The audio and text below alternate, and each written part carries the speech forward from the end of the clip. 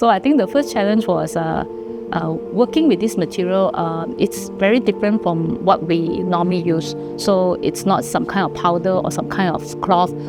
It's basically little bits that we have to kind of take apart and then put them together using adhesive. So we couldn't do it without adhesive. So that's a kind of like challenge for us. And then to make the adhesive work as one, how do we make it so that it still have that transparency, still have that floatiness, and also the surface story to it. So that's why I came out with a kind of a cool angle to bind it all together. I think the best part of it is like I want to tear apart a normal towel of what it is already to be something more different, and then something which is what you normally don't see, a bit not your normal kind of expectation, where it's flat, it has to be stuck on some wall, and then it has to be glued to something, So rather than just being that, I rather do it my way, which is to experiment it into a very abstract form and how it works with many other material together. So I've created a piece where the base is actually undulating, and then the pieces are actually floating. And on top of that, I even kind of crisscross the different material over it so that you can have a multiple layering effect inside the product.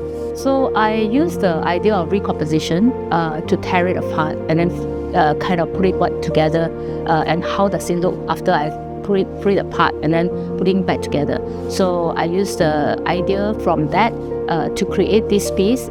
It's also translating to the message that I want to create. The piece itself is called Tapestry of Life. So being in so many layers is like your own life, where you go through many changes, right? And you have sometimes that you're going through very troubled waters where you're very deep in the deep end, and how do you climb out from this? So during that process, you have to clear your mind, keep it clear, and then be very calm so that you can see what's next, So this is why I use the idea of layering, where from the deepest end, you can actually always come back to the front. Yeah, I think the word itself, recomposition, really make a difference for what house already is. So recomposition also can, of course, bring a lot of abstract meaning to the works itself.